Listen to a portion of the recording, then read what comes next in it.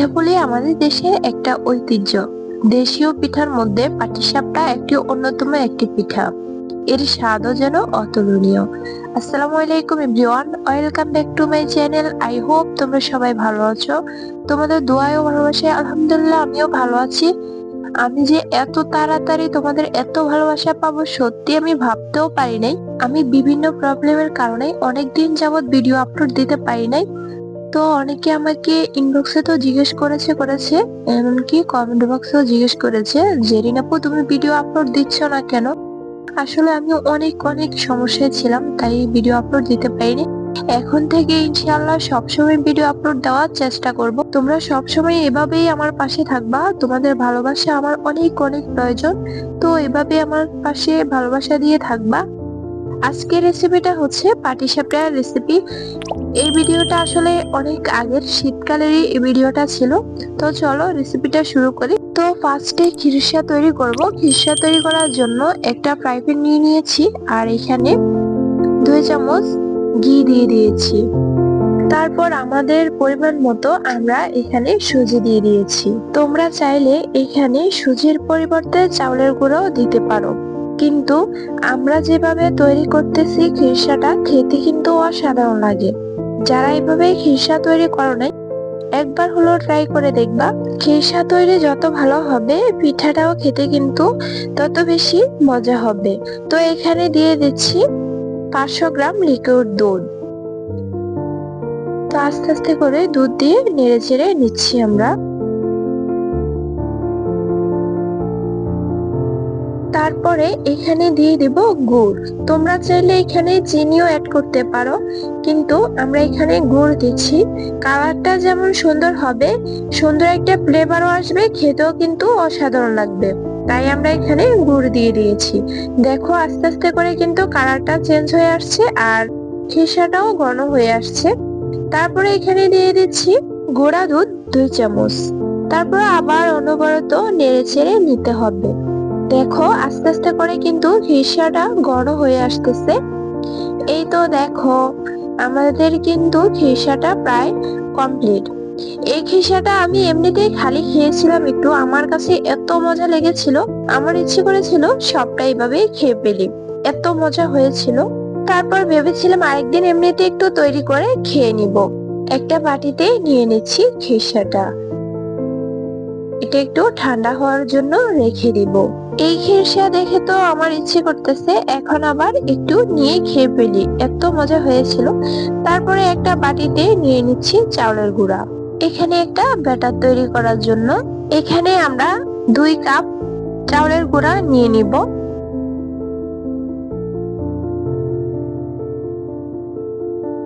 তারপরে নিয়ে নেব এখানে 1 কাপ ময়দা। পিঠা যাতে নরম থাকে এবং ভেঙে না যায়, তাই এখানে দিয়ে দিয়েছি ময়দা। তোমরা চাইলে স্কিপ করতে পারো। তারপরে এখানে নিয়ে নেব পরিমাণ মতো লবণ। তারপরে নিয়ে নেব 2 চামচ দুধের গুঁড়া। তারপরে এগুলো সবকিছু একদম ভালোভাবে মিক্স করে নিব।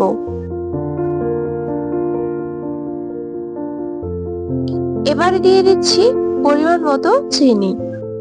আমরা এখানে 2 চামচ চিনি নিয়ে নিয়েছি। অল্প অল্প করে পানি দিয়ে একটা ব্যাটার তৈরি করব। এই ব্যাটারটা অনেক বেশি ঘন হবে না, একটু পাতলা টাইপের হবে। এভাবে করে অনবরত মিক্স করে নিতে হবে, যাতে পিঠার মিশ্রণটা অনেক স্মুথ হয়। এই তো একটা চামচের সাহায্যে দেখিয়ে দিচ্ছি, এরকম ঘনত্ব হবে, বেশি পাতলাও না বেশি ঘনও না। আমাদের ব্যাটারটা একটু ঘন হয়েছিল, তাই সামান্য একটু পানি দিয়ে আবার নেড়ে চেড়ে নিয়েছিলাম। এবার এখানে একটা ডিম দিয়ে দিব। তোমরা চাইলে ডিম স্কিপ করতে পারো, ডিমটা দিলে হয় পিঠাটা অনেক স্মুথ, তাই আমরা এখানে একটা ডিম দিয়ে দিয়েছি। তারপর ডিমটা একদম ভালোভাবে মিক্স করে নিতে হবে ব্যাটারটার সাথে। এই তো দেখো আমরা একদম ভালোভাবে মিক্স করে নিয়েছি। এবার একটা ফ্রাই প্যানে সামান্য একটু তেল দিয়ে ব্রাশ করে নিচ্ছি। ফ্রাই প্যানটা একদম ভালোভাবে গরম করে নিতে হবে। তারপর একটা গোল চামচ দিয়ে 1 চামচ ব্যাটার দিয়ে দিব। একটা সাইড দিয়ে ছড়িয়ে নিতে হবে, যাতে পাতলা একটা গোল রুটি হয়ে যায়। আর কয়েক সেকেন্ড পরেই কুক হতে শুরু করবে। তারপরে এখানে দিয়ে দিব এক সাইডে একটু খিরসা, তারপরে একটা ঢাকনা দিয়ে ঢেকে রাখবো। 10 সেকেন্ডের মতো ঢাকনা দিলেই হয়ে যাবে। তারপর এক সাইড থেকে এভাবে ভাঁজ করে নিতে হবে। একটা পিঠা সুন্দরভাবে হতে 30 সেকেন্ডের মতো সময় লাগে। দেখতে দেখতে আমাদের কিন্তু একটা পিঠা বানানো ডান। তারপর আরেকটা পিঠা বানানো দেখাবো। এটাতে সিম্পল একটু ডিজাইন করব। তো ডিজাইন করার জন্য আমরা একটু ব্যাটারের সাথে গ্রিন ফুড কালার মিক্স করেছিলাম, আর এটার সাথে অন্য কি কালার যেন মিক্স করা হয়েছিল, এখন আমি ভুলে গিয়েছি। তারপরে নরমাল যে ব্যাটারটা আছে এই ব্যাটারটা 1 চামচ দিয়ে চারপাশ থেকে এভাবে ছড়িয়ে একটা রুটি শেপ দিয়ে দিতে হবে। তারপরে একটু টেনে আসলে এখানে দিয়ে দিতে হবে খিরসা। খিরসাটা দেওয়ার পর একটু অপেক্ষা করে ভাঁজ করে নিতে হবে।